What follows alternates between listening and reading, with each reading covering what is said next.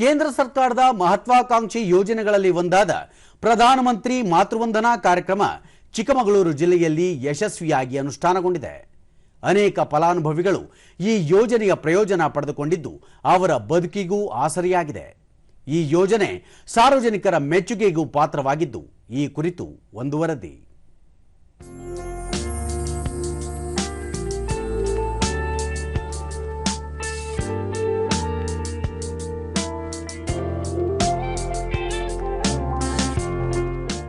ಪ್ರಧಾನಮಂತ್ರಿ ಮಾತೃವಂದನಾ ಯೋಜನೆ ರಾಷ್ಟ್ರೀಯ ಆಹಾರ ಭದ್ರತಾ ಕಾಯ್ದೆಯಾಗಿದ್ದು 2017ರ ಜನವರಿ 1ರಂದು ಜಾರಿಗೊಂಡಿತು. ಇದು ಹೆರಿಗೆ ಸೌಲಭ್ಯ ಯೋಜನೆಯಾಗಿದ್ದು ಮಹಿಳಾ ಮತ್ತು ಮಕ್ಕಳ ಅಭಿವೃದ್ಧಿ ಸಚಿವಾಲಯ ಈ ಯೋಜನೆಯನ್ನು ಯಶಸ್ವಿಯಾಗಿ ಅನುಷ್ಠಾನಗೊಳಿಸಿದೆ. ಈ ಯೋಜನೆಯಡಿ 19 ವರ್ಷ ಅಥವಾ ಅದಕ್ಕಿಂತ ಹೆಚ್ಚಿನ ವಯಸ್ಸಿನ ಗರ್ಭಿಣಿ ಮತ್ತು ಹಾಲುಣಿಸುವ ತಾಯಂದಿರಿಗೆ ಮೊದಲ ಜನನಕ್ಕೆ ನೇರ ನಗದು ಪ್ರಯೋಜನವನ್ನು ಒದಗಿಸುತ್ತದೆ.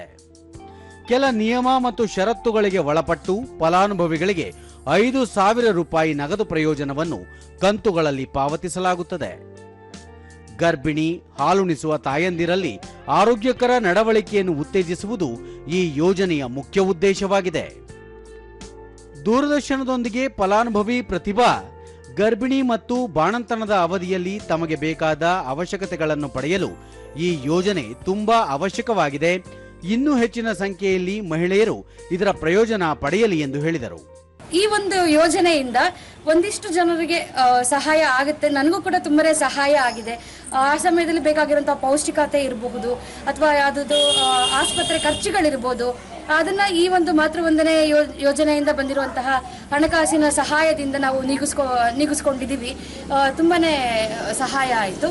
ಮತ್ತೋರ್ವ ಫಲಾನುಭವಿ ಜ್ಯೋತಿ ಮಾತೃವಂದನಾ ಯೋಜನೆಯಡಿ ಅರ್ಜಿ ಸಲ್ಲಿಸಿದ ಮೊದಲ ಕಂತಿನ ಹಣದಿಂದ ಸ್ಕ್ಯಾನಿಂಗ್ ಮತ್ತು ಔಷಧಿಗಳಿಗೆ ಉಪಯೋಗವಾಯಿತು.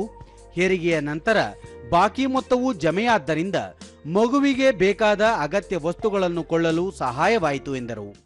ಪ್ರೆಗ್ನೆಂಟ್ ಆವಾಗ ಸ್ವಲ್ಪ ನಮಗೆ ಸ್ಕ್ಯಾನಿಂಗು ಮತ್ತು ಮೆಡಿಸನ್ಗೆ ಎಲ್ಲ ಹೆಲ್ಪ್ ಆಯಿತು. ಅದಾದ ನಂತರ ಮಗು ಡೆಲಿವರಿ ಆದಮೇಲೆ ಬ್ಯಾಲೆನ್ಸ್ ಅಮೌಂಟು ಬಂತು. ಅದಾದಮೇಲೆ ಮಕ್ಕಳಿಗೆ ಅವ್ರ ಥಿಂಗ್ಸಿಗೆ ಏನು ಬೇಕೋ ಅದನ್ನೆಲ್ಲ ತಗೊಳ್ಳೋಕ್ಕೆ ತುಂಬ ಹೆಲ್ಪ್ ಆಯಿತು.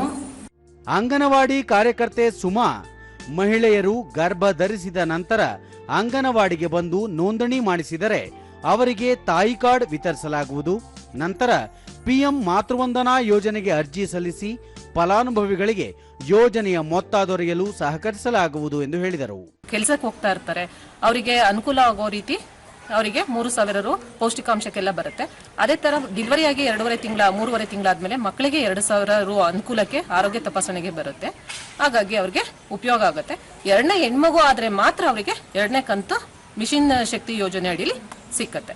ಮತ್ತೋರ್ವ ಅಂಗನವಾಡಿ ಕಾರ್ಯಕರ್ತೆ ಆಶಾ ಹಿರಿಯ ಅಧಿಕಾರಿಗಳ ಮಾರ್ಗದರ್ಶನದಲ್ಲಿ ಅಂಗನವಾಡಿಯಲ್ಲಿ ಕೈತೋಟವೊಂದನ್ನು ಮಾಡಿದ್ದು ಇಲ್ಲಿನ ಮಕ್ಕಳಿಗೆ ಈ ತೋಟದಲ್ಲಿ ದೊರೆಯುವ ತರಕಾರಿಗಳಿಂದ ವಿವಿಧ ಆಹಾರ ತಯಾರಿಸಲು ಸಹಕಾರಿಯಾಗಿದೆ ಎಂದು ಹೇಳಿದರು.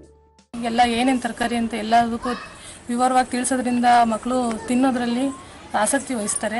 ಮತ್ತು ಇದರಿಂದ ನಮಗೆ ಇಲ್ಲೇ ಅಂಗನವಾಡಿಲೇ ಬೆಳೆದು ಫ್ರೆಶ್ ಆಗಿ ಎಲ್ಲ ತರಕಾರಿನ ನಾವು ಅಂಗನವಾಡಿ ಮಕ್ಕಳಿಗೆ ಬೆಳೆಸಿ ಆ ಮಕ್ಕಳಿಗೆ ಅಡುಗೆ ಮಾಡಿ ಬಡಿಸೋದ್ರಿಂದ ಒಂದು ಫ್ರೆಶ್ ಫೀಲ್ನೆಸ್ ಇರುತ್ತೆ. ಮತ್ತು ನಾವಿಲ್ಲಿ ಮೂಲಂಗಿ, ತುಪ್ಪದವರೆಕಾಯಿ, ಸೀಬೆ ಗಿಡ, ದಾಳಿಂಬೆ ಮತ್ತು ಬೆಂಡೆಕಾಯಿ ಮತ್ತು ಸೊಪ್ಪುಗಳು ಅದನ್ನೆಲ್ಲ ಹಾಕಿರ್ತೀವಿ. ಅದರಿಂದ ಮಕ್ಕಳಿಗೆ ತುಂಬ ಯೂಸ್ ಆಗುತ್ತೆ. ಮಹಿಳಾ ಮತ್ತು ಮಕ್ಕಳ ಕಲ್ಯಾಣ ಇಲಾಖೆಯ ಉಪನಿರ್ದೇಶಕ ಶ್ರೀನಿವಾಸ ವೈ ಆಲದಾರ್ತಿ ಜಿಲ್ಲೆಯಲ್ಲಿ 2017-18ನೇ ಸಾಲಿನಿಂದ ಇಲ್ಲಿಯವರೆಗೆ 46,148 ಫಲಾನುಭವಿಗಳು ಈ ಯೋಜನೆಯ ಪ್ರಯೋಜನ ಪಡೆದುಕೊಂಡಿದ್ದಾರೆ. ಮೊದಲ ಗರ್ಭಾವಸ್ಥೆಯಲ್ಲಿದ್ದಾಗಲೂ 5,000 ರೂಪಾಯಿ ನೀಡುತ್ತಿದ್ದು ಹಾಗೂ 2022-23ನೇ ಸಾಲಿನಿಂದ ಎರಡನೇ ಹೆಣ್ಣು ಮಗುವಿಗೆ ಜನ್ಮ ನೀಡಿದಲ್ಲಿ 6,000 ರೂಪಾಯಿಯನ್ನು ಒಂದೇ ಬಾರಿಗೆ ನೀಡಲಾಗುತ್ತದೆ.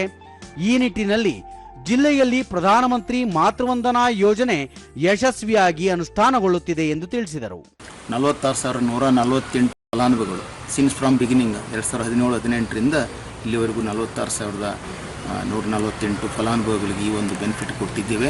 ಒಟ್ಟು 5,000 ಪ್ರಥಮ ಗರ್ಭಕ್ಕೆ ಮತ್ತು ಎರಡನೇ ಬಾರಿ ಹೆಣ್ಣು ಮಗು ಆದರೆ ಆ ಹೆಣ್ಣು ಮಗುವಿಗೆ 6,000 ರೂಪಾಯಿ ಕೊಡ್ತಕ್ಕಂಥ ಒಂದು ಆ ತಾಯಿಗೆ ಕೊಡ್ತಕ್ಕಂಥ ಅನುಕೂಲ ಸರ್ಕಾರ ಮಾಡಿಕೊಟ್ಟಿದೆ. ಈ ನಿಟ್ಟಿನಲ್ಲಿ ನಮ್ಮ ಜಿಲ್ಲೆಯಾದ್ಯಂತ ಭಾಳಷ್ಟು ಯಶಸ್ವಿಯಾಗಿ ಈ ಕಾರ್ಯಕ್ರಮ 2017-18ರಿಂದ ಚಾಲ್ತಿಯಲ್ಲಿದೆ.